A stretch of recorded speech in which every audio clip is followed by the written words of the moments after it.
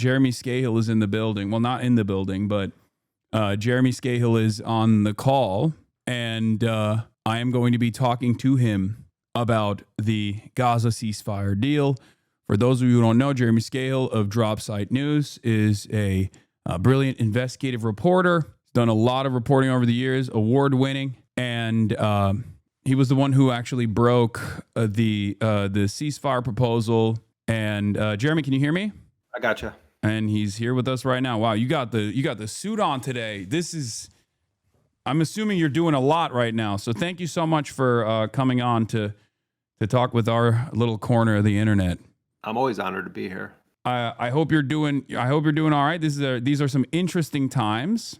It seems some good news, even though I am still skeptical. And I actually wanted to talk to you about that directly because you have over these past 2 years of unlimited genocide with American support, been one of the few reporters that has directly communicated, directly interviewed leadership of Hamas, leadership of the Houthis, the Ansar Allah movement, and have done amazing work in the field with this. And you actually interviewed the negotiating team, as far as I understand, or at least like the leadership in this last round of negotiations. So let's get right into it. This seems a little different. In your estimation, do you know why it seems a little different? Yeah, I mean, first of all, we're 2 years into one of the greatest mass crimes in history.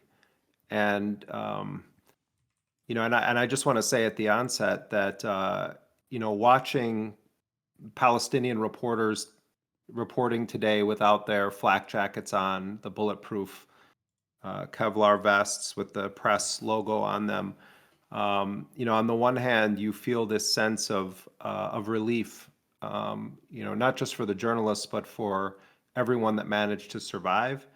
But then also, you feel this deep sense of sorrow, that Anas al-Sharif, for instance, the great epic hero of a journalist who was assassinated by Israel, that he wasn't here to be the Palestinian journalist in Gaza to break that news. And, I was talking with my colleagues today, and, there's so few of those journalists left.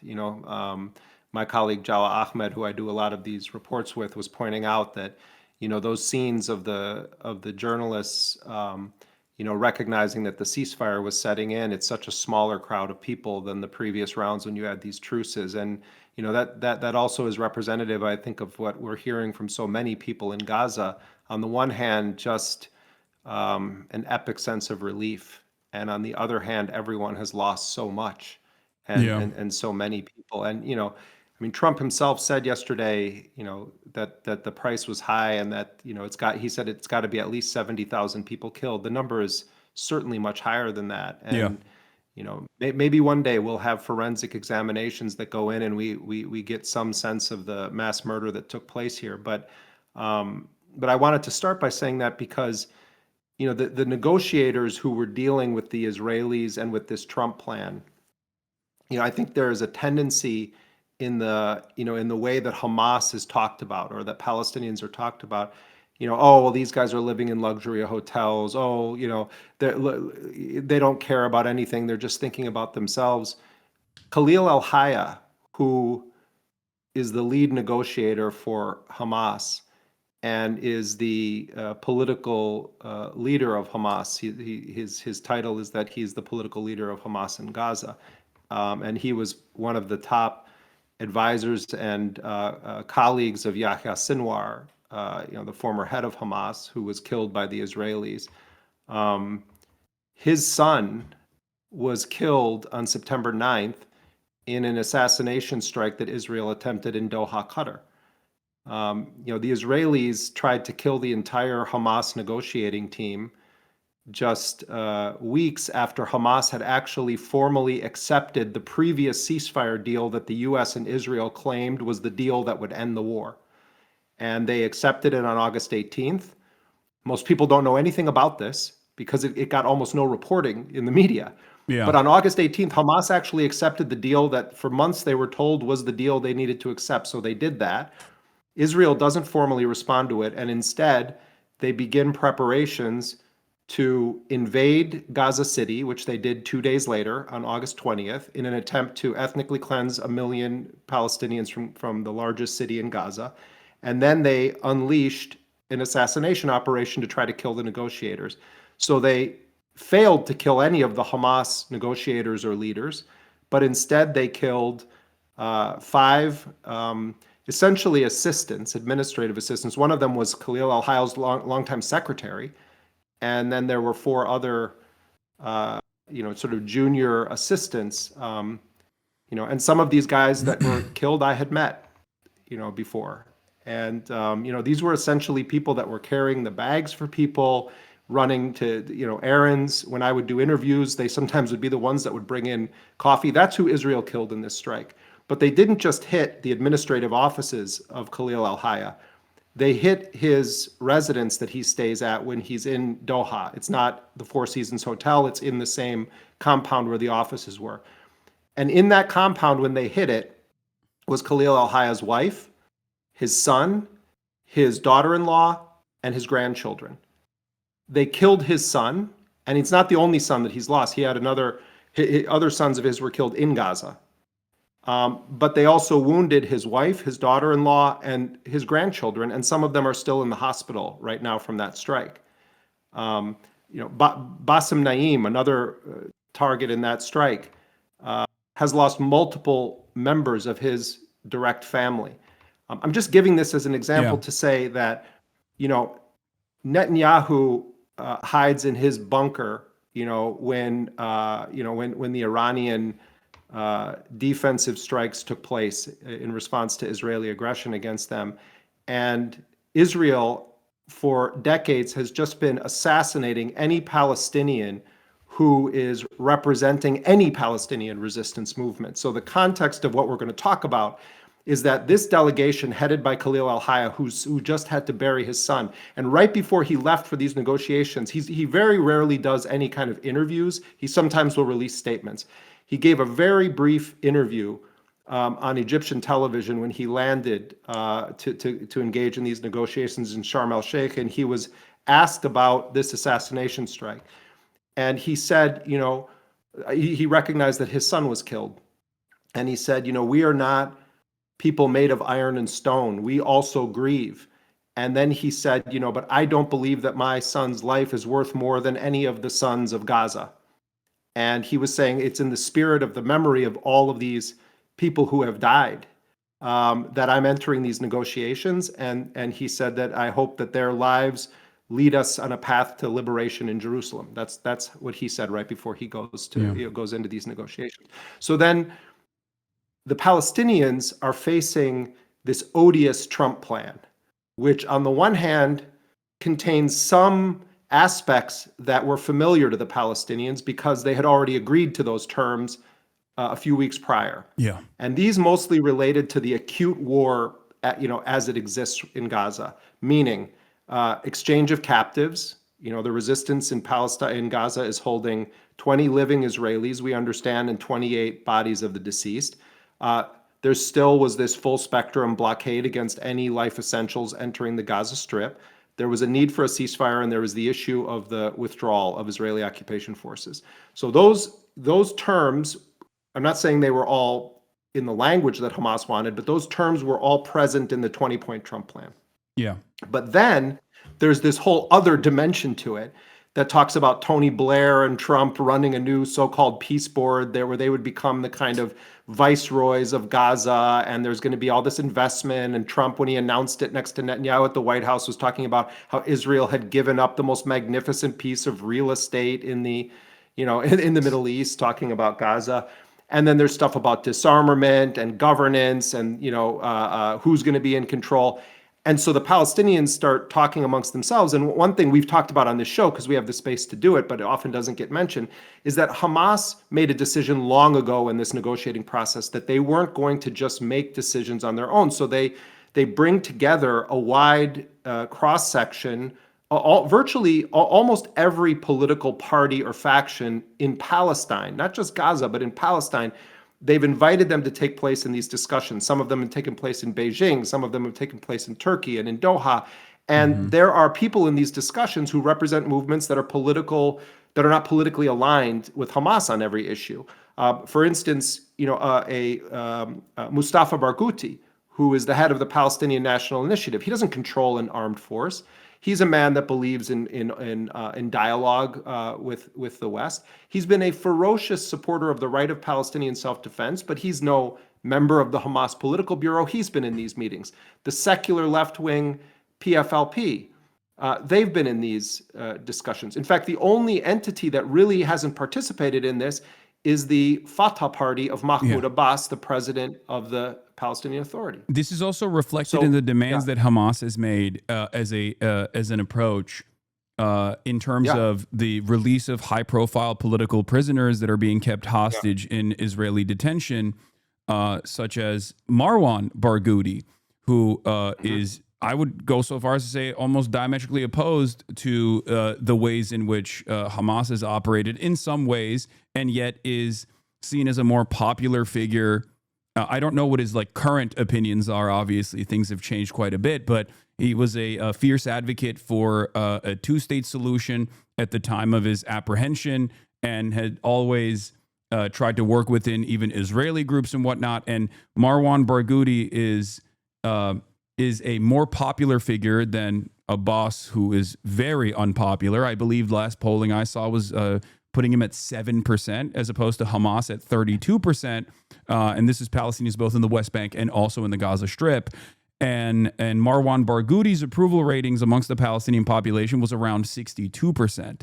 So the very fact that they were committed to the release of a high-profile prisoner, a high-profile Palestinian prisoner that would be a uniting figure that would actually overthrow any sort of leadership that Hamas could potentially have in the political future of Palestinians, implies that their first priority, first and foremost, is always the emancipatory needs of the Palestinians and a need for sovereignty for the Palestinians, rather than the cynical approach that Israel has consistently taken in this, where they assumed, perhaps falsely, that Hamas is only invested in maintaining its grip of power and simply making themselves a more popular unit that can just dominate the lives of Palestinians and then make money with real estate deals or whatever as they go live in mansions in Doha, as they like to claim. Yeah, I mean, a couple of, to connect what you're saying to sort of where I was heading with this, and I want to talk about what you said about Marwan Barghouti in a second, because I think it's important, because as I understand it right now, as you and I are speaking, there is still negotiation happening over which Palestinians are going to be freed in this deal, and we could talk about that in a moment. But to finish the arc of this, so basically what ended up happening is that Hamas and Palestinian Islamic Jihad, because they are the ones holding the Israeli captives, because they control the armed forces, the bulk of the armed forces fighting against Israel, Soraya al-Quds from Islamic Jihad and Qassam brigades from Hamas, what they decided, the way that they threaded the needle in responding to Trump, was they said, we can negotiate an end to this war because we're the combatants in this war and we hold the prisoners of war. But all these other issues, we have to defer those because that requires all Palestinians having a voice, because it cuts to the heart of the Palestinian struggle for self-determination. So that was the response that they gave to Trump. They didn't reject anything. It was very brilliant how they did it. Trump responds positively to it, does his post on Truth Social, and then that's the context for how these negotiations go. The negotiations we're going to talk about these issues related directly to the war, and Hamas has said we're going to defer these other ones. Trump accepted that framework at least to make this deal around the captives. My understanding from sources is that they're now saying they want to immediately, after the captives are exchanged, immediately go into those other negotiations. So that's going to be a whole other battle, and it's a very dangerous situation for the Palestinians, and there's going to be a lot of dirty stuff going down there. The issue of the Palestinian political prisoners that you're talking about, my understanding is that there are upwards of 15,000 Palestinians currently now in Israeli hands. There's officially 11,000 that are in prisons or jails or administrative detention, and it's... Whoa.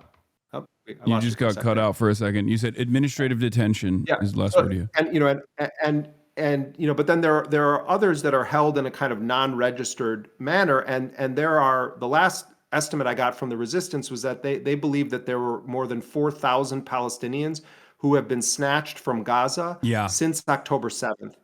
And now some of those are definitely Nukba fighters or other, the elite unit of Qassam that led the October 7th attacks. Yeah. Some of them are other fighters. But a lot of them, and probably the majority of them, are Palestinians who were kidnapped by Israel, taken hostage explicitly for the purpose of doing these kinds of deals, exchange deals. Doctors, So nurses, teachers, people children, that they paraded as hundreds of children. people that they paraded as like these Nukba fighters. Because like in Israeli society, when that term is utilized, that's a reference to all Palestinian captives. They will openly state that every single Palestinian captive they have, regardless of their background, is a Nukba fighter. This is a way to basically justify whatever kind of violence that these Palestinian captives are actually experiencing, including but not limited to. Literally, this was a emergency Knesset meeting that happened during the pro riots that took place after Israel tried to, in an effort to utilize complementarity, tried to prosecute some of these Israeli concentration camp guards that had raped a bunch of Palestinian prisoners, some to death, on CCTV. And there were pro riots, and the emergency Knesset meeting that took place, they straight up said, these are Nukba fighters. They're all Nukba fighters. They could be raped to death. It's totally appropriate and totally allowed.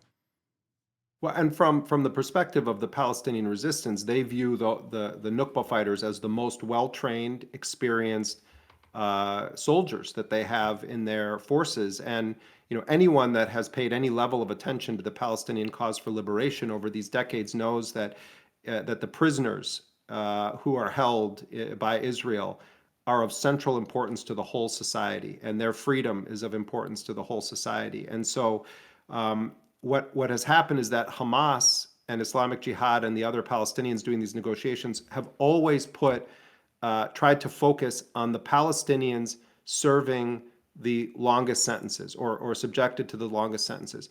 For instance, Abdullah Barghouti, who has been in prison for more than 2 decades, was a commander of the Qassam brigades in the occupied West Bank. He was sentenced to 5,200 years in prison, 67 life sentences. You have Ahmed Sadat, who is the Secretary General of the PFLP, who is, again, secular leftist, who's serving multiple life sentences. And then you have other Hamas figures, other figures that are unaffiliated but serving long sentences. They have their own way of prioritizing prisoners based on the sentences, and they made sure to not just have it be Hamas wants to get its people out. So Marwan Barghouti has always been number one on their list. I don't believe at all. I know that this is part of some of the narrative, is like that the reason Israel wants to keep Marwan Barghouti in prison is because he would be able to like crush Hamas in an election. I think in large part they're keeping him there because of what he represents to the Palestinian people. That's I think is more important than anything else. It's not about primarily about Hamas or Abbas or anything. It's that Marwan Barghouti was a hero and leader in the eyes of the Palestinians in both intifadas, and he was also involved with the armed struggle. Yes, he has spoken in a way about a two-state solution that also makes him an attractive political figure to the West, and I think that's also a threat to Israel. They don't want a Palestinian who is going to be able to have a dialogue with the West as they push for their self-determination. When it comes, though, to how Hamas views this, I don't think it's insincere when Hamas says that what they want to see happen is democratic elections. And part of it is that strategically, Hamas is the single most popular political party right now. If Marwan Barghouti is not on the ballot, and I'm not sure that Marwan Barghouti, if he came out of prison, would say I'm in Fatah again. That remains the affiliation in prison because of the way that it's organized. But it would be very interesting to hear it. What we do know is that he recently was assaulted in his well, he's been assaulted repeatedly, physically, and tortured in prison. But Itamar Ben-Gvir, a couple months ago, goes into his cell when they started talking about there's going to be potentially another ceasefire, and telling him to his face that you will never get out of this prison. And Marwan Barghouti, who like many of the Palestinian prisoners, has learned and speaks Hebrew, stood up against him. But we also understand from families of other prisoners who were there when Ben-Gvir stormed that cell, that they were defiant in his face. But the Israelis don't want to release that video, but that they stood their ground. Those are the reports coming from the families of the men who are in prison with Marwan Barghouti, that they all stood their ground. So I think that that there is too much projection onto this angle that Israel views Marwan Barghouti as a threat to having Hamas, which they find convenient. I think that they view him. I didn't mean that at all. I know it came across like I was implying that, but that's not what I was saying. I was just using that as I'm not necessarily responding to you. I'm saying that I see this line and I don't actually agree with it because I've really studied the sadism of Israel toward Palestinian prisoners, and I understand, and a lot of Palestinians have taught me this, the importance of all of these political prisoners to the society. And if you read the manifesto that was released about October 7th, one of the main objectives of Operation Al-Aqsa Flood was the liberation of these prisoners. It's how Yahya Sinwar himself was liberated from an Israeli prison, was because of these kinds of exchange deals. So maybe, Hassan, we can unpack a little bit of what's at play here right now. On the one hand, what the Palestinians managed to do with Trump was to these two issues, the sort of epic big issues that will impact Palestinian self-determination, and then zero in on the issues of the war.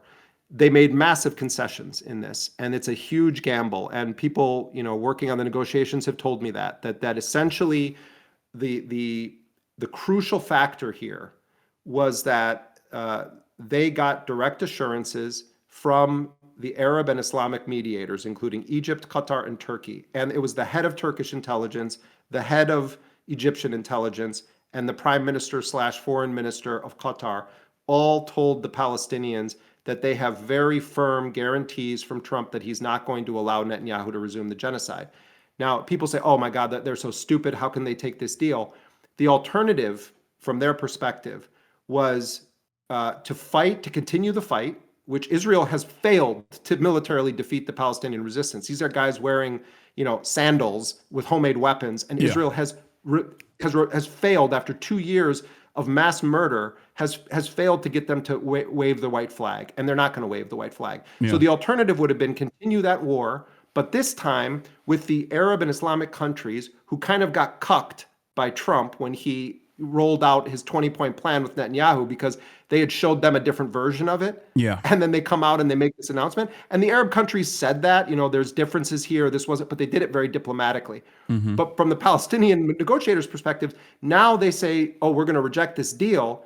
And the narrative is even the Arab and Islamic countries told them to take it, and they didn't. And I think that they felt like this was an opportunity to end the genocide, this acute mass murder campaign, start getting aid back in at levels that are consistent with the January 2025 ceasefire agreement. That's at least 600 trucks a day coming in, which is, basically the minimum that the United Nations food experts have said need to come into the Strip. Which, by the way, is a direct admission of Israel's guilt, Israel's war crime, using starvation as a weapon of war, which I also thought was interesting. Not that I have any confidence in the international organs of justice, but that is a deliberate, open, transparent admission that they were utilizing flows of aid, humanitarian aid, going into this captive civilian population that they're bombing as a talking point in the back and forth in the ceasefire negotiations.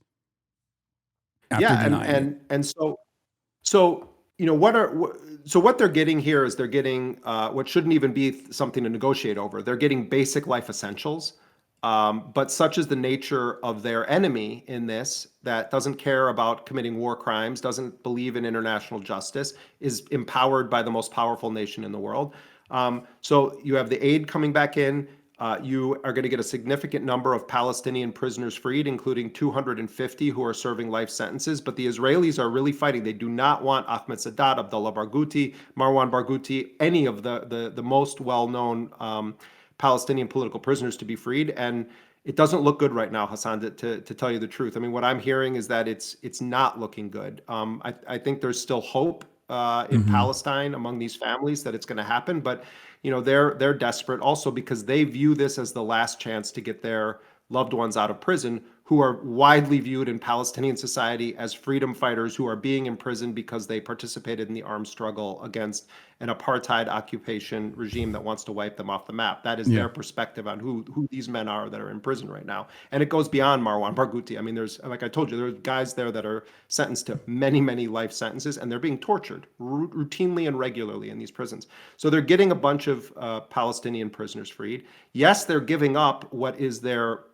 primary, almost exclusive, but not exclusive leverage that they have. I say almost exclusive because the leverage that they do have remaining to them, as Mohammed al-Hindi mentioned to me, the chief political negotiator for Islamic Jihad, is the armed resistance, because they're not, the terms right now they're not disarming. They're not surrendering.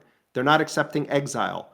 They have an agreement where the president of the United States is saying that there's going to be no more forced expulsion of Palestinians. He can't be trusted, of course, and they're aware of that, but that's where it is right now. They're reopening the Rafah border crossing, both directions. There are terms that were just published tonight. Al Jazeera Arabic, I'm not sure if you saw this because you were on the air, they obtained some of the specific terms of what was agreed to, and I'll read you a few of them. This is actually breaking news, and I think people watching this might find this interesting. But the agreement that Trump endorsed says the war will stop as soon as Hamas and Israel agree within 72 hours. Aid at the January 19th levels. Then it's stuff about the exchange of captives. But it says a mechanism will be established for exchanging information about the detainees between Hamas and Israel via mediators. An Egyptian delegation will be sent to the Offer checkpoint where prisoners are gathered to verify the names of those scheduled for release, the Palestinians.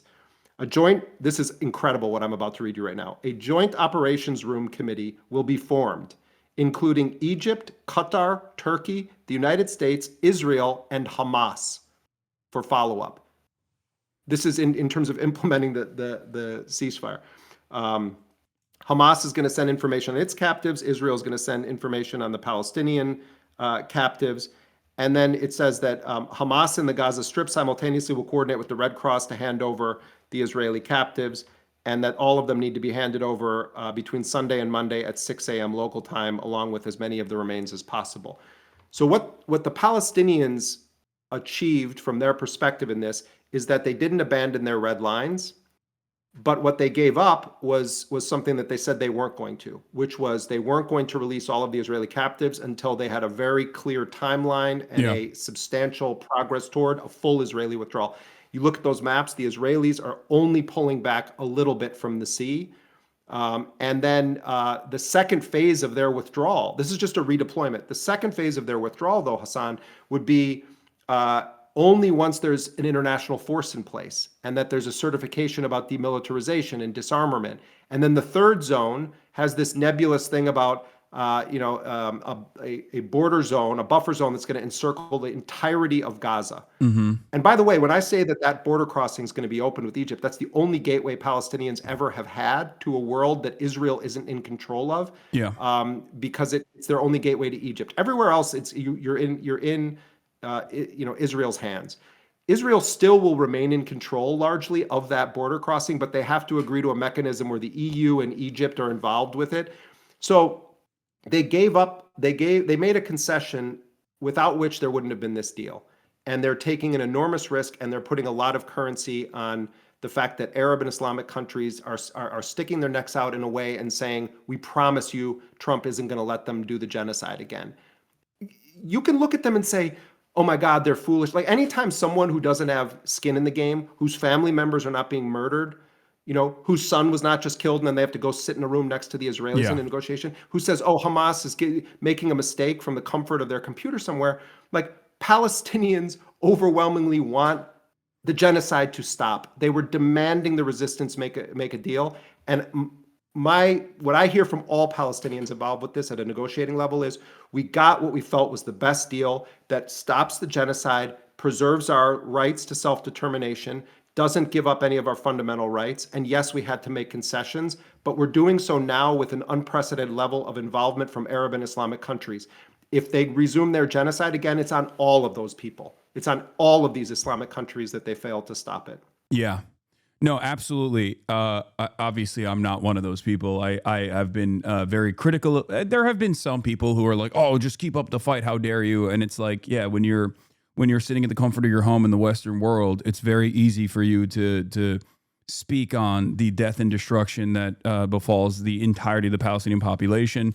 But the calculation here that I was trying to comprehend, and I wanted to ask you more about this because you have been able to interview a lot of these people. Is this a calculation born out of both the internal political pressures of broader Palestinian society and recognizing that this defensive attrition is far too costly, or are there actual real assurances coming from the American side that they're confident? Or is that confidence simply coming from the idea that there are a lot more eyeballs on this, an unprecedented amount of attention from the Western world as well, from Western populations? I think you put a pin on a bunch of things that are at play here. Certainly, there was just off the charts pressure on Hamas primarily to make a deal. And it wasn't just coming from, sort of random people in society or the kind of the population. It also was coming from within their own families, within their own, larger, broader, extended families. And I get the sense when I talk to them that they toil over that fact and that they're trying, I think they felt that they had made every possible concession they could have in August 18th when they accepted that deal. And the response was then to try to murder the negotiators. So that definitely is a factor, that pressure. I also think that there is a recognition that the overwhelming majority of our world today recognizes Israel for what it is, sees its crimes in full view. Even though these European countries are just a pathetic discussion group on these issues, and they say all kinds of nonsense about, in order for there to be a two-state, the Palestinians have to be disarmed. I mean, it's have any of them studied fights against colonialism? Because they were the colonial powers, and of course they're thinking like that. The savages need to be disarmed so that we can invite them into our little community as lesser players. But it's still unprecedented. The number of countries that are recognizing Palestine as an independent state, the number of ordinary people, the number of artists and others around the world, the way that Israeli society is viewed. It's not just the way that Netanyahu is viewed, as much as some American politicians want to say, it's just Netanyahu, that people see it for what it is. And I think that these guys also recognize that we may have a horrifyingly powerful adversary in the United States on the other side of this in terms of trying to block the will of the world, but we've never had more support behind us. So I think those two things factored in with a lot of Palestinian analysts that you talk to from within the resistance, they believe that the last 2 years have severely weakened the Israeli state. Yeah. And so I think part of it was basic, our people are being annihilated. Yes, our fighters are saying that they can continue the fight, but you're fighting against a nuclear-backed mass murderer, like a serial killer masquerading as a nation state, backed by the United States. And now it's going to be a narrative of everyone in our neighborhood that are supposedly our friends or we share a faith with is telling us to take this deal, and we reject it. I think they felt that the cost risk analysis just on a strategic level was such that they had to try for this option.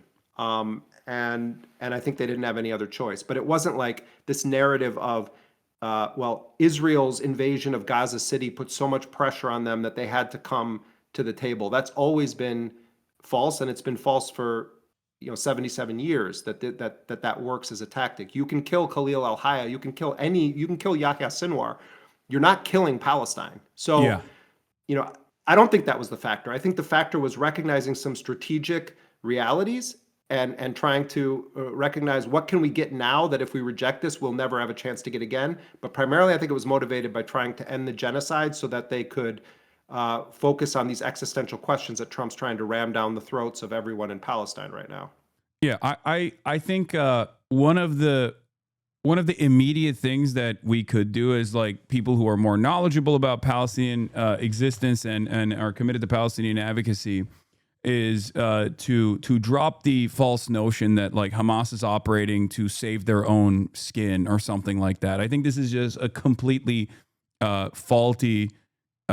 It's a completely faulty smear campaign that Israel is engaged in and themselves have actually believed. And it's very obvious that Hamas itself has shown time and time again that their higher need has always been their higher priority. Their highest priority has always been developing Palestinian sovereignty and creating a nation state.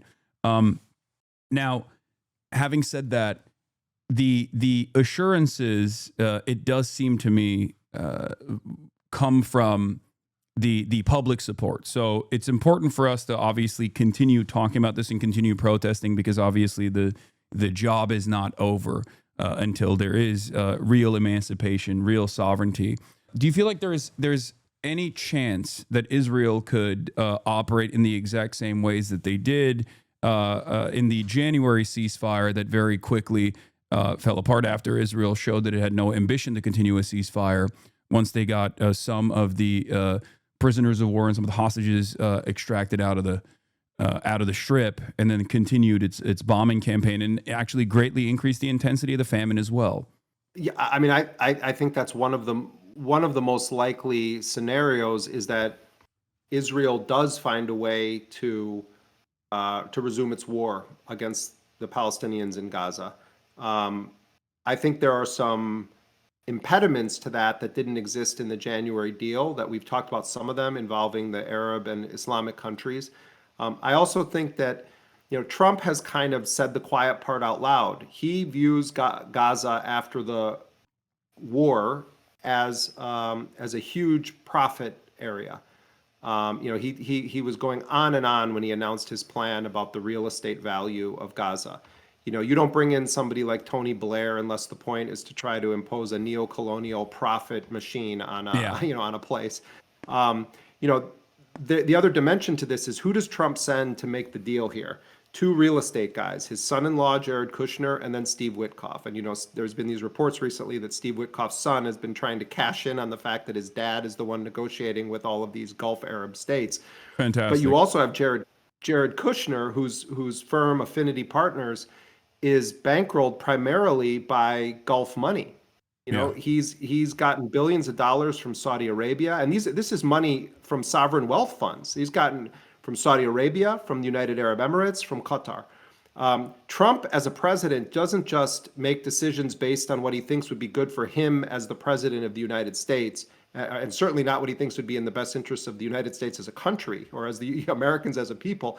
He's often thinking of how can I make money for my friends and my family, and he's still basically running a mafia-like enterprise with his family businesses. So having Jared Kushner there in the room with his business partners, who also are the mediators. I mean, do people understand that this is so wild that this is the reality of what happened here? Jared Kushner walks into these meetings. He's not meeting with like the prime minister of Qatar as like, this is the mediator that's been working on the ceasefire for 2 years. They have a personal relationship that is a business relationship. Yeah. These people are giving Jared Kushner huge amounts of money. So there's a sick and twisted reality here that perhaps one guardrail that is not, rock solid, but it is a guardrail of sorts, is that there's so much interlinkage of the money between the Trump family orbit and some of the parties involved with this, that could also be something that causes Trump to sort of say to Netanyahu, I'm not letting you do this right now. I'm not saying that's going to happen. I'm saying we have to recognize facts. The narcissistic desires or even the financial interest that Trump has might play a role in to some degree, maintaining a continued ceasefire here. Because look at the position also that these Arab and Islamic countries are in. Not all of them, but most of them are facing a reality where their populations view them as having done nothing, or worse than nothing in some cases. You know, Jordan participated in the air defense of Israel when Iran was counter-striking Israel. So does Saudi Arabia, and still continues to do so.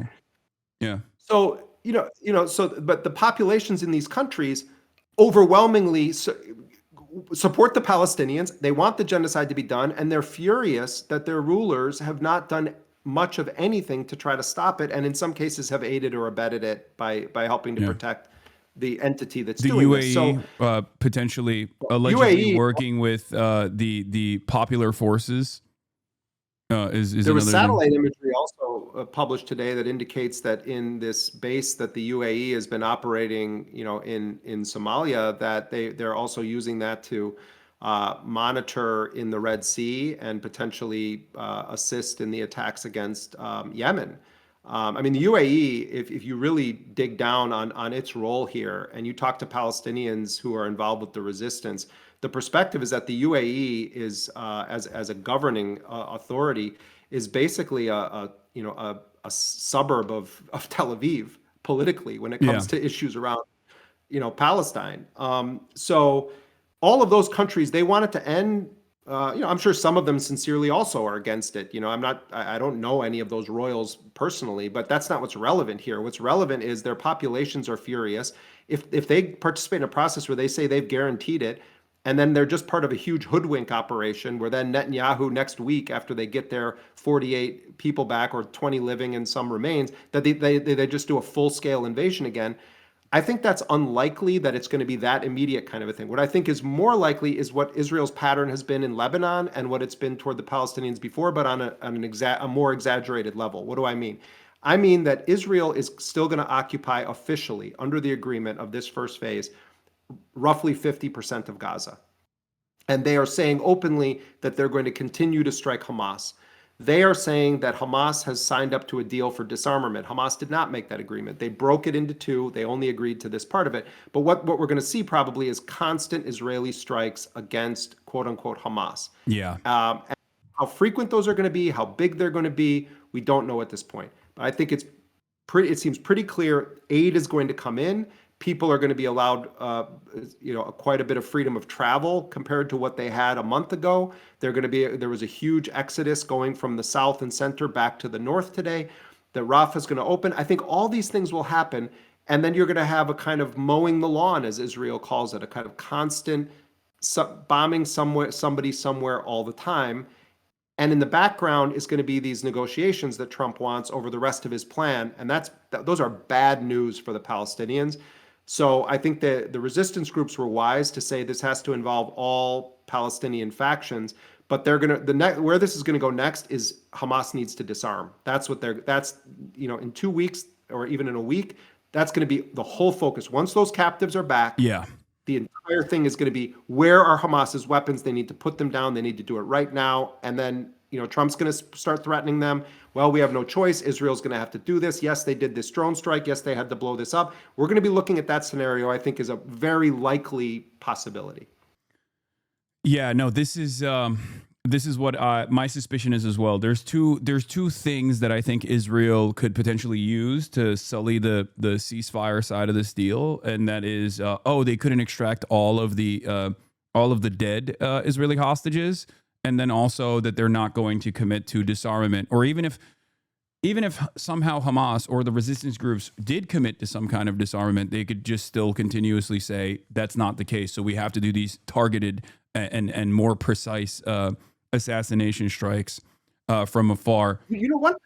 One wild. I'm glad you brought that up, because so earlier this week I interviewed Musa Abu Marzouk, who is he was an original member of Hamas. He was the first head of its political bureau. He remains a senior official. He was actually jailed in the United States. He was educated in America, lived for 15 years, has a PhD from the United States. He, not unlike you in a sense, was snatched in an airport at one point. Although you have an American passport and you were released, he was then taken and held for 2 years because he was on the terror watch list. And then eventually he was released and deported to Jordan. And then when Bush, this was in the late 90s, and then when Bush and company came in and the Patriot Act and stuff, they indicted him in absentia on conspiracy and terrorism charges. But he had, already at that point was a senior Hamas official. But I spoke to him the other day, and he was deeply involved with this inter-Palestinian dialogue on this. And he said, Donald Trump said that 25,000 of our fighters were killed, of Qassam brigades. And the estimates from the U.S. intelligence agencies and other intelligence agencies prior to the war was that was roughly the size of the Qassam brigades. Yeah. And Trump himself said it, 25,000 of them have been killed. And he said, they largely destroyed the rocket infrastructure, or the rockets were used by the Palestinians. So what weapons are they even talking about here? We're talking about rifles. We're talking about small arms. And I think I would add to your list of things that we need to really push back against. I would argue, Hasan, that the issue of disarmament is not actually aimed at Hamas giving up a single gun. What it is a proxy for is demanding the surrender of the Palestinian people. Because the weapons that they have available, the most dangerous weapon that the Palestinians have is their will to live, is their steadfastness. You look at that, like John Elmer of Electronic Intifada he's like the moral equivalent of the generals on CNN. He does these analyses of the weapons of the resistance. If you watch John's segments where he's walking you through their weapon systems, a lot of what you're seeing is remarkably brave Palestinians going up very close to Israeli tanks and literally dropping a homemade bomb inside the tank. Yeah. Or they have complex ambushes, but they're using homemade gear and they're repurposing Israeli ordnance that they've seized from the unexploded rubble. munitions or recovered ordnance. What are we talking about? When we're talking about their weapons, they talk like that as though Hamas has tanks or aircraft, or that they have some ultra advanced precision guided sonic missiles. What we're talking about here is they want a surrender. So I think people need to get this into their heads, that when they talk about why doesn't Hamas just disarm, that's a way of brainwashing you into believing that that's the actual threat here. The threat is that Palestinians live and they continue to live in Gaza. That's really what they're talking about when they talk about disarming them. Yeah. So, but this is going to become the entire obsession, where every Hamas person who gets interviewed is going to be harangued with the question, but are you going to lay down your arms? Are you going to disarm? No one asks that of the mass murderer who was indicted by the International Criminal Court, who has nuclear weapons, who by routine burns children alive in tents, who has killed tens of thousands of people whose only crime was being born Palestinian. No one talks about disarming that state. What's Germany's response today? Oh, there's a ceasefire. We should lift this limited arms embargo we have on Israel. Ridiculous. I'm sorry I'm talking so much, but this stuff drives me nuts because I monitor the discourse in the broader media, and it's remarkable how the same garbage gets repeated over and over to the point where even good people start to adopt bad narratives because it's been drilled so deeply into their head. We have to unfuck our heads with this propaganda, including people who think they support Palestine. Stop accepting their narrative. Yeah. Especially because resistance against an occupation is completely legal under international law, and an occupation itself is actually illegal. Israel's occupation and apartheid is illegal under international law. So it's way that illegal under international law, but it's also look, my family is from Ireland. My grandparents grew up in the era of the black and tans, where these mercenaries and militias were rampaging and murdering the Irish who dared to live with a spirit of being free Irish people. And among so many Irish, they look back and they say, we fought a legitimate war of liberation for our freedom against British colonialism. And of course, the British then always tried to characterize the Irish as terrorists. But many Irish people, if you ask them about it, they'll say that our relatives fought so there could be a free Ireland. The Palestinians deserve to have that same history written about themselves. And we have an opportunity in real time to say, wait a minute, these narratives are always a lie. And it's, there's the Palestine exception always to this, but also prophets aren't people who see the future. They're people that understand the present. If there ever was a moment that called for prophecy, it was now, for us to actually open our eyes and say, is the truth true right now? Do these people Yeah. have a right to fight against this kind of enemy? Gratuitous, colonialist, mass murdering, serial killer enemy whose entire agenda is to wipe them off the planet. Yes, they do. No, absolutely. It's not only legal, but it's the moral thing to do, 100%. So, okay, we've talked a bunch about the ceasefire proposal. There are some unexamined aspects of it, or some aspects of it that we didn't like dive too deep into. But I think Tony Blair's introduction to this process is really terrifying. I think like a viceroyship, as you described. Especially because while it looks like there is some friction between Israel's maximalist demands of complete ethnic cleansing, the Rafah program as they designed it, which was to create concentration camps at Rafah and then force every Palestinian into those concentration camps for expulsion from the Strip, potentially to other concentration camps elsewhere with pliant partners in the region, whether it be UAE or other places. I don't think there's a lot of daylight between what Tony Blair's ultimate role is here and what Israel could potentially do with Tony Blair, considering that he played a formative role in the Boston Consulting Group program, the Gaza Riviera Project, when they were designing it with this like insane cryptocurrency. We're going to make a Silicon Valley out of the Gaza Strip, and we're going to give people like crypto tokens as opposed to their symbolic house keys that they have as we ship them off by force from the Strip,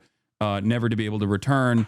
And I do think that this deal, regardless of how Israel presents it as like not abiding by their maximalist positions, is still going to be a continuation of the apartheid structure and potentially ethnic cleansing as the ultimate goal here.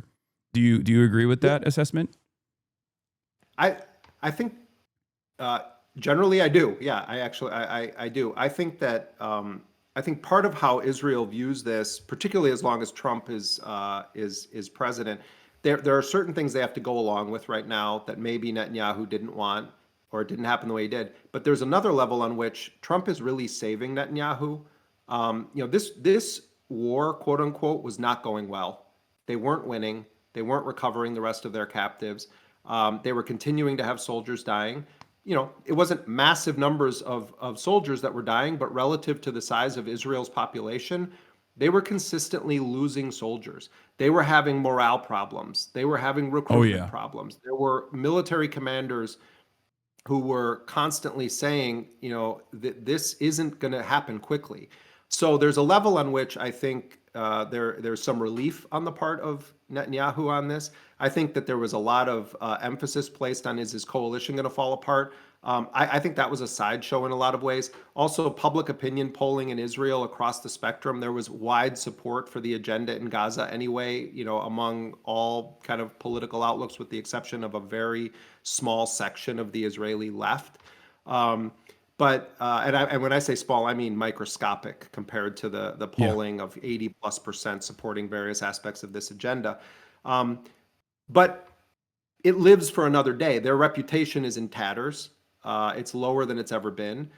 Trump is facing his own mini insurrection within the MAGA base. People are starting to, you have people like Marjorie Taylor Greene going on TV today and saying this is a Holocaust and saying this isn't fake, and it's like, I don't have anything to say about Marjorie Taylor Greene. I thought she was just an epic clown in so many ways. But what she's saying right now, but she was important in Trump world. When people like Marjorie Taylor Greene are out there saying this, I'm not saying, oh my God, I'm now going to embrace Marjorie Taylor Greene. I'm saying that if this is happening within his own base, and the discourse around Charlie Kirk, and Charlie Kirk's assassination and all the questions that are being asked there, these are factors in Trump world. Trump is totally plugged into like the culture in that way. He's obsessed with it. That, all of these things are coming together to mean that, there's a sense in which Trump is thinking domestically. Trump is kind of saving Netanyahu in a sense. And from Netanyahu's perspective, he gets all the Israeli captives back. They're gonna remain in Gaza. He can fight another day. The same way the Palestinians have to deal with the whole, deal with Trump's plan, so does Netanyahu. I think Netanyahu's confident that people's attention's going to wane, certain things aren't going to be implementable, and that his agenda is going to carry on.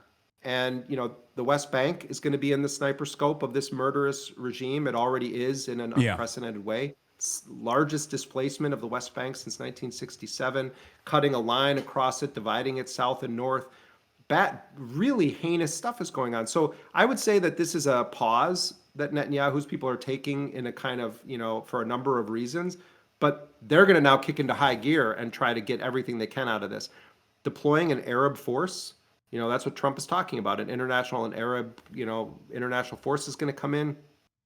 Let's see. Well, they're going to be the ones that are going to go disarm the Qassam brigades. You're going to have Emirati troops going into tunnels to try to hunt down Qassam brigades. I mean, some of this stuff, it's like you wonder if they really thought it through. Yeah, but when but it's dangerous. That's part of the reason because. Well, that's part of the reason why I've thought that I've reflected on this iteration of the ceasefire in a similar way to the first one, where it's more so it's not about a real ceasefire, but instead it's about managing the PR of this genocide as it maybe winds down a little bit, and it's not as continuous and as aggressive as the now 13 Hiroshima equivalent munitions that have been used in the entirety of the Gaza Strip, but more precise striking, like you also mentioned in Lebanon, like what Israel has continuously done in Lebanon post the potential so-called ceasefire that took place in Lebanon as well against Hezbollah. Having said all of that, I think one of the things that we should be pushing for as media figures in the Western world is probably to try to open up the floodgates of Western press to enter the Strip, to try to even begin to calculate the totality of the harm that has taken place, to make a better assessment and put the true human toll of Israel's genocide, Israel's relentless genocide in front of as many Western eyeballs as possible, which is something that I know Benjamin Netanyahu also fears, which is, I think, a separate ambition of his to never really abide by a full-blown ceasefire. Yeah, I mean, I want to say, like, I am really I'm deeply concerned about where this is going to go. I think, I'm so relieved to the point that, like, I really felt when I got a call 37 minutes before Trump announced this deal. We published a story saying that the Palestinians had accepted the deal, and the first person that told me this came out of one of those meetings, Palestinian, and left me a voice note, winded, just saying it's over, like we've agreed to it, and that the emotion there is so complicated, but the biggest part of it is just thinking what has happened the past 2 years, what has happened to so many people. I think of I thought that night too of, like, of all the images of children burned alive, or children who survived, but they're trembling and they're next to their younger sibling and they're having to comfort them in a hospital bed when they're filled with rubble and their parents have just been killed. And everyone watching this, I know your audience, they care deeply about this too. And I do see you guys in the chat, by the way. People were asking me if I saw, and I always feel at home coming to this community. But I know everybody has some image fossilized in their head from this genocide, anybody with a heart. And I think of Hossam Shabbat, who reported for us, a great young reporter who would have been a brilliant writer, and he was assassinated by Israel. So on the one hand, like, I cry tears of relief for all of our brothers and sisters who lived through this, who survived it and lost so much. And on the other hand, we know Israel. We know exactly what they do. And that's frightening, and it's terrifying. And it's terrifying to think that the Palestinians had to take this risk to believe that maybe Trump is going to have his own constellation of interests that can keep this, at bay. And that's our reality. Tony Blair, when he and Bush and others who were the architects of the Iraq War, what they thought they were going to do in Iraq erase the society and build up this neoliberal dream. And they deployed all of it's why they put L. Paul Bremer in, who cut his teeth under Henry Kissinger. They put him in, a neocon investment guy, risk insurance guy. They put him in there and he becomes the viceroy of Iraq. And the Iraqi people rose up against the United States. Yeah. And Iraq didn't go in the direction. It looked like it may have looked at times like they were winning. Oh, they killed Saddam, they captured Saddam Hussein. Oh, they destroyed the Ba'ath Party. But a different form of resistance rose up in Iraq. And Iraq is very much up for grabs. We don't know the direction it's going to go in. But one thing's for sure is that their neoliberal dreamland didn't happen. And they didn't win that war. They actually left in disgrace from Iraq. So, the two things I know to be true indisputably is that the Palestinians are never going to surrender. They're never going to surrender their will, their right, and there's a steadfastness that all of us should be in awe of among the Palestinian people. And the other thing that's true is that this entity that is trying to crush them is not going to give up. It's not going to give up unless it's confronted. And it's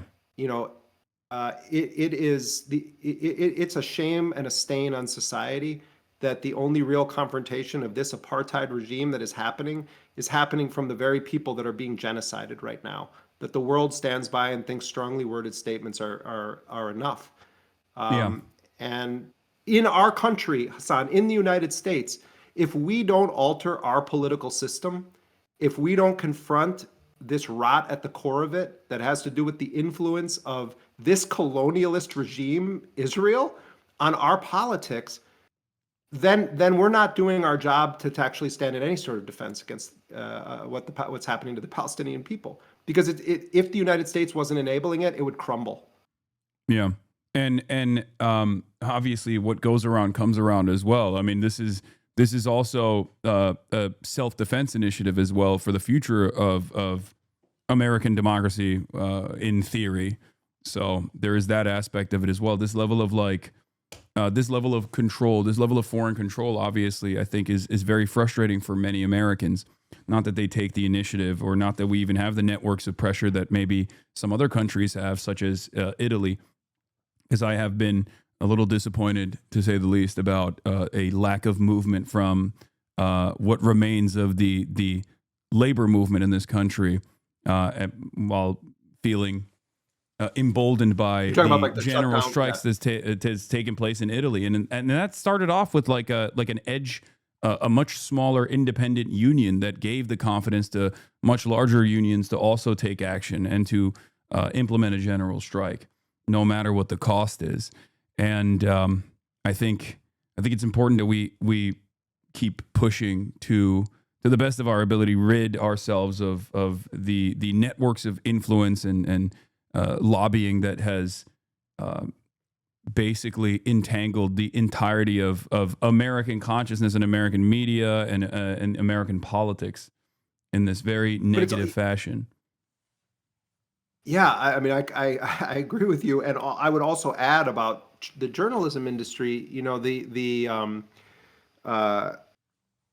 I believe that the core principles of good journalism, that you have your facts straight, that you actually do due diligence. I mean, just to give you one example, we knew that this deal had been reached, but I only had one source on it, and I didn't publish that story. I was sitting there pulling my hair out because I was starting to see stuff online about it, but I had it cold and I knew my source was right. But I believe that you need to get a second source. So we waited. We sat for almost 90 minutes. And I was calling every single person I knew. The second we got a second source confirming that the Palestinians had agreed to it, we published that story on DropSite. But I'm giving that as one example because I think that this narrative that somehow journalists have to pretend as though sometimes the truth isn't true, that you have to act like, well, there's the Israeli way of viewing this, and then there's the other side. I don't buy that at all. And I don't think that most people, I think people are smart enough to understand that there is no such thing as objectivity in journalism. What matters is, are your facts straight? Are you being transparent about what you actually believe when you say something? Are you delineating between opinion and fact? And are you giving people information that they can use to make informed decisions? So many journalists, they understand clearly what's happening, and they're either working at companies where they'll get fired if they say it, or they're going to, or they, so they're quiet about it because they want to keep their jobs, or they've bought into this lie as a way of kind of inoculating themselves from having a conscience, where it's like, well, our job is just to say he said this and she said that. This is nonsense. It's That's also not bullshit. journalism. It's whitewashing. They don't even they place a higher value on Israeli sources, consistently refuse to either even acknowledge Palestinian sources, or when reflecting on Palestinian sources, they oftentimes associate that information in a negative way, where they'll slant it as like the Hamas-run health ministry, even though time and time again it has been proven that Israel is an unreliable narrator of the events that have unfolded, making the media actually look foolish and silly, making people actually lose even more confidence in the credibility of mainstream and legacy press in general at a time when they're the most needed, right? And as opposed to the Palestinian side that has been incredibly calculated and also incredibly truthful, and has even undercounted in an effort to be obviously with all the logistical hurdles as well, but in an effort to be as transparent and as truthful as possible in terms of like the totality of the human casualties. To back up to what you made a good point before that I forgot to kind of emphasize, but you were talking about journalists going in, to Gaza, and I think it's very important that as many reporters and journalists as possible be able to come into Gaza, but it should be done recognizing that you are walking on the land of a people that have just endured a genocide, whose loved ones' remains have not been recovered, and where a record number of our colleagues have been murdered in a hunting campaign against Palestinian journalists by Israel with the support of the United States and other countries. And many of the journalists and many of the news outlets that would deploy their journalists there were part of the narrative, the pyramid of lies that were built around to dehumanize Palestinians. Yeah. And they also have the blood of our colleagues on their hands for refusing to embrace our Palestinian colleagues when Israel banned all other reporters from coming in. It's not just that the people that are silent when Anas al-Sharif is assassinated, the most important journalistic hero of our lifetime, when Hossam Shabbat is assassinated, when Hassan Islaya is assassinated, directly targeted in a tent. He knew that they were going to kill him. It's not just the people that are silent, don't know the names of the journalists, won't ever mention that our colleagues are being killed. It's also that these news organizations had an opportunity when Netanyahu locked the place down and said no other journalists in, to hire Palestinian journalists. One of the things I'm most proud of that we've done at Dropsite is that we believe in hiring Palestinian reporters in Gaza to report on the genocide. And you know what? Some of the reporters that we've worked with, they didn't have much training in journalism. Some journalism school, others were accidental journalists. Some of them, like our great Abu Bakr Abed, started off being a sports journalist and then ended up having to cover his own genocide. But it's one of the most rewarding experiences of all of our lives, the small team of people that run Dropsite, to be able to work with those Palestinian journalists. Abdul Qadir Sabah is someone whose name a lot of people may not know. He's one of the main reporters now for Dropsite in Gaza. He remained in the north of Gaza for so long, and he's been producing incredible video footage. So many of the videographers were murdered by Israel, and he has continued to do it. People should look at his reports for Dropsite. One of our reporters has 5 children. She was almost killed, and by accident one night happened to sleep in an area of the house the rubble that they were staying in because it was cold and they wanted to move their kids to another location, and it got bombed, and the wall that in the room where they normally slept collapsed, and they would have been killed. We hear those stories from our reporters. But the point I'm making is, you invest in them and you share with them, here's what I know from my life as a journalist. Here's some edit suggestions I can give you. Here's, oh, we need to actually check this. Did this person say this exactly to you? Or is it something that like they were sort of generally saying it? Okay, if they said it exactly to you, here's how we're going to handle this. Make sure you get the last names of people. You know, do you have video of that? That's an extraordinary scene. The amount of work that's required to sort of say, we want to collaborate with you. You are the eyes and ears of the world, and what little we can share with you to translate this into a broader audience, that's our commitment. Like, that's what we're doing. We believe in them as journalists. Why didn't all of these news outlets say, we're going to find Palestinian journalists to work with? You know, it's because of this narrative. Oh, they're Hamas. Oh, they're biased. You know, John Simpson, the famous BBC correspondent, we need to have Western journalists go in there so we can have an independent view of what's happened. No, Palestinians are giving you an independent view. You just don't believe it. Yeah. No, the reason why I mentioned the Western press and humanitarian organizations entering the Gaza Strip is because, unfortunately, as it stands, a big part of the inability for large swaths of the Western population coming to the full recognition of this the genocide stems from the fact that at its base, they do not value Palestinian lives as human beings. It sounds insane to say, but that is obviously the truth. And it's reflected in their coverage. It's reflected in the way that it's reflected in the way that even like people who consider themselves to be pro-Palestinian view these events, where there is an air of collateralization for all of the lives lost. They do not, even when Barack Obama yesterday was talking about like Israelis, families who are in mourning and Palestinian people in general, like there is this asymmetry to the violence and who is the overwhelming recipient of said violence as opposed to those who are perpetrating it. And that is the reason why I say like it's a way to broaden people's perspectives by in a way that's not dissimilar to like Doctors Without Borders, for example, get people from the West directly into these areas so that there is like broader coverage and broader access in general. Yeah. I mean, I think, look, I think that as many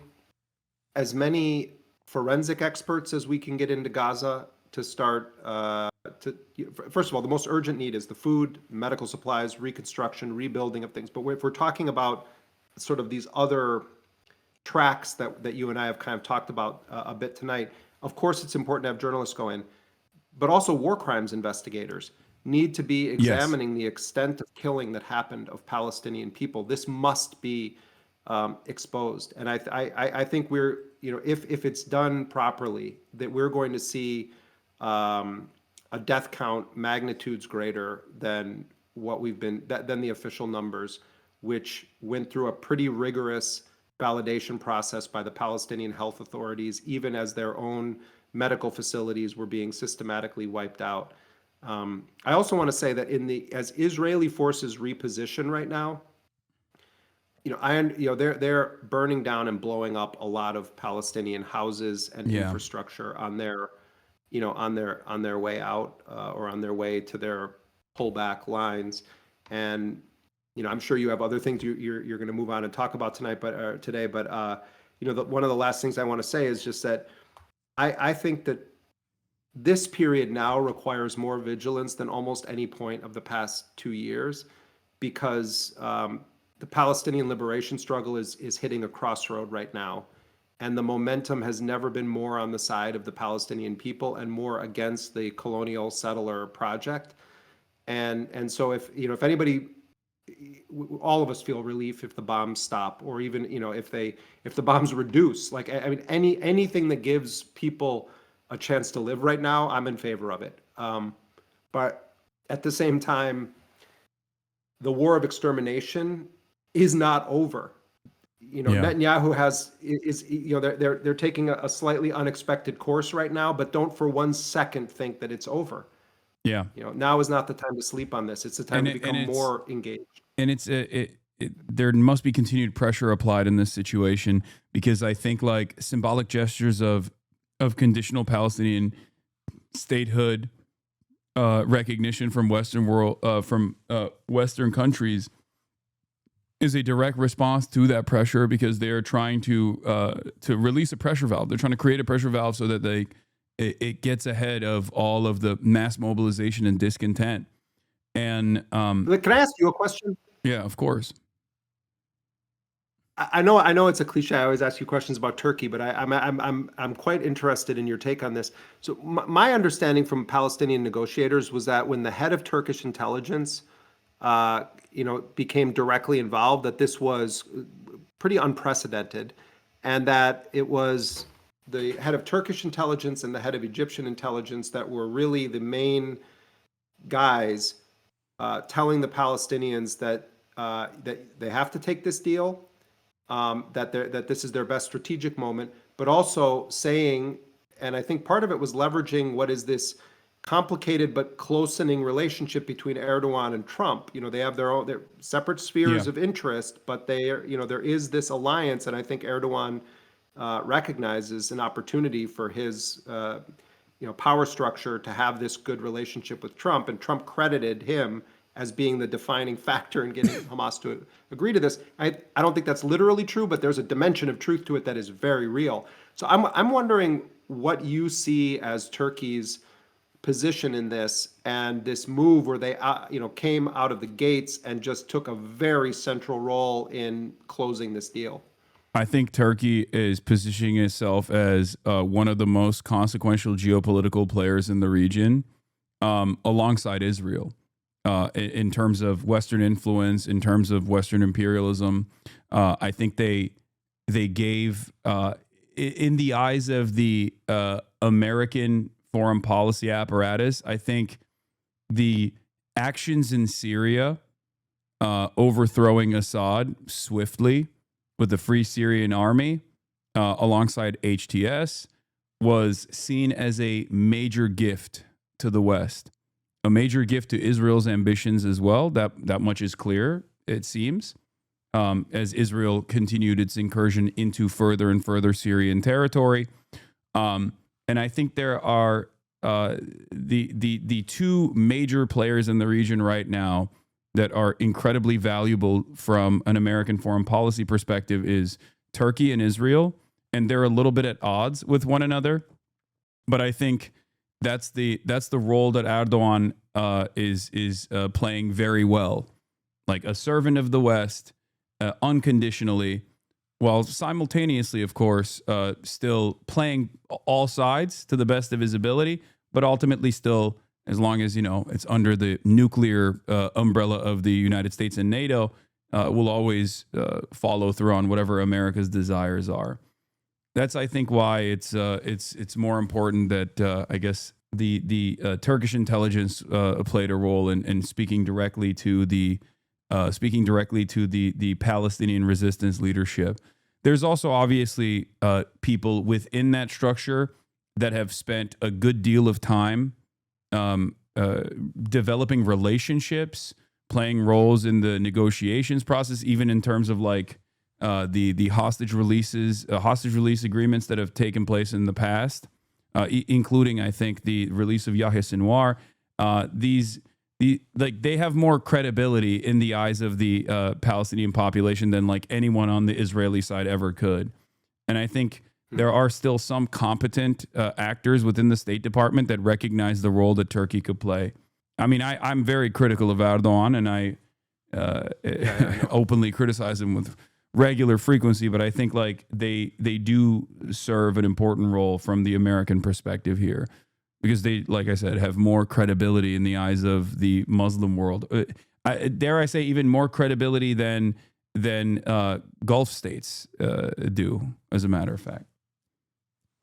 I mean, certainly Turkey is taken very seriously by this administration, and I think it's. I agree with you. It seems very clear that Erdogan recognizes great opportunity in Syria, in Palestine. Also, Turkey for many years has been playing a very deep role in East Africa. In Somalia, and it's the sphere of influence of Turkey has expanded dramatically under Erdogan. And it's going to be very interesting to watch, not just the relationship with Turkey, but I know maybe you already talked about it, but this I saw that you were posting about it. The Qataris signing this deal to have a training facility within a U.S. military base, which there's a handful of countries in the world that have these kinds of arrangements where their personnel are deployed and inside of an American military base, but it's like Germany, Italy, the Netherlands, strangely Singapore, and now Qatar. And Qatar just had this rather unprecedented security agreement with the United States that reads very similar to the Article 5 clause in the NATO Charter, where the United States and Qatar signed this joint defense pact. In my mind, there's also a question of how much are these countries making arrangements with Trump versus the United States government? And like what's going to happen when Trump isn't president again? It's going to be very interesting to see what happens with this kind of coalition that Trump is building around his personal interests and sort of U.S. government interests. It's a really uncharted territory we're entering. I don't know. I think there's a direct line from Barack Obama all the way to Trump 1 and then Joe Biden and Trump 2 when it comes to American foreign policy. Maybe I'm a little bit more I don't know. Maybe I'm a little bit more skeptical, but I don't think that there would be a dramatic shift in foreign policy if Donald Trump were ever to leave office to begin with, because there's also that alternative as well. Yeah, don't get me wrong. I agree. I totally agree with you. Not in foreign policy. I'm more talking about the constellation of individual players, because Trump does his Trump of Arabia thing. He's marveling at the marble and all of their, they don't have to have elections and all that stuff. And, he's transactional. He develops all these relationships. I'm saying, I wonder how many deals these guys made and what's going to happen then when it's like Trump's not there. I mean, in terms of policy, of course, I agree with you. Yeah, but I'm saying we're in a think, weird situation where it's like gangsters. I think the military-industrial complex and the leadership there that play a very important role in designing this stuff, I think they like Donald Trump a lot more than they let on. They don't like the instability and the chaos. They don't like the domestic affairs. They might hate his foreign trade policies, right?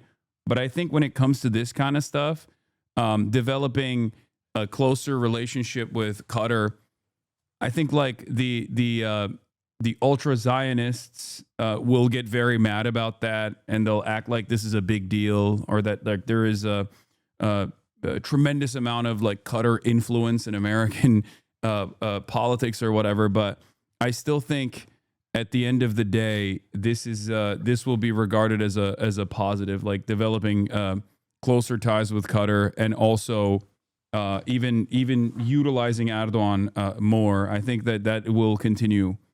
Because I don't know where we go from here. I feel like the way I describe it is like the last time Israel was not in the driver's seat in terms of our Middle Eastern policy was, I guess, to a certain degree under the Obama administration with the JCPOA.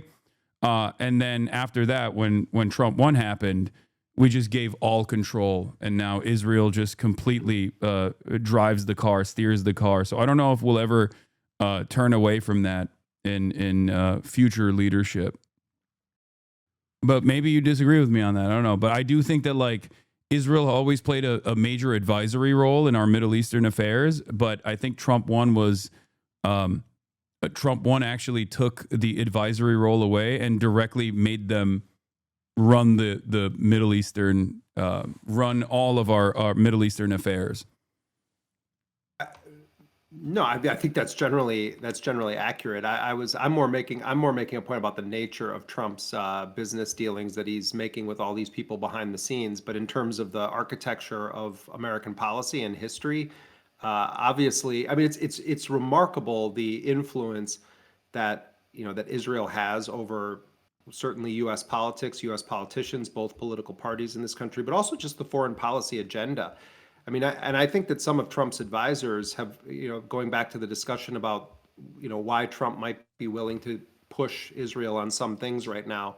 I also feel like Trump realizes this is just an impediment to other things that he wants to get done. It's not just about like, oh, he wanted the Nobel Peace Prize.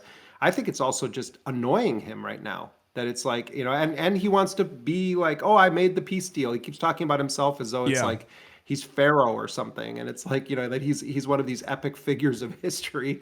He's 3,000 years, no one's been able to solve this.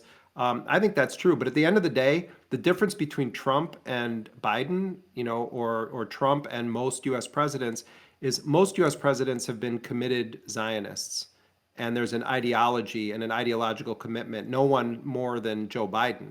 Although kind of Biden was sort of like a Yeltsin figure in the White House because he was just barely alive and they were pretending he was. But, if you look at his 50 Yeah, that was plus more so years Brett in American McGurk, I politics. think. Yeah, and these are committed Zionists, Anthony Blinken and others. They're ideological.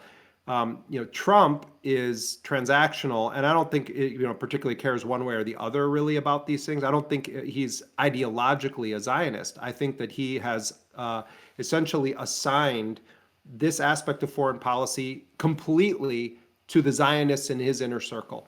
And I don't, so I don't know, on one level, Trump could be much more dangerous because of that, because he's just willing to say it doesn't really matter. On another level, Biden should go down as the butcher of Gaza for this stuff. I mean, there were so many moments at which Biden could have stopped this, and his administration was built around that belief that you go all in for Israel, and there was an ideological commitment. Yeah. And so they both kind of end up in the same place because the Zionist interest is controlling it, but Trump is, I don't see Trump as ideological, whereas Biden was a militant ideologue for Israel. Yeah, that's part of the reason why. I mean, I'm not going to put a lot of confidence in the leadership of any Gulf nation state, but that's part of the reason why I kept reiterating that this like $400 million fight of Air Force One plane that they're gifting to Donald Trump directly is not necessarily a bad thing if it actually softens Trump's approach to at least like a more diverse group of individuals that are speaking directly to him and trying to maybe limit the trajectory that Israel is on. So I think it's not bad necessarily.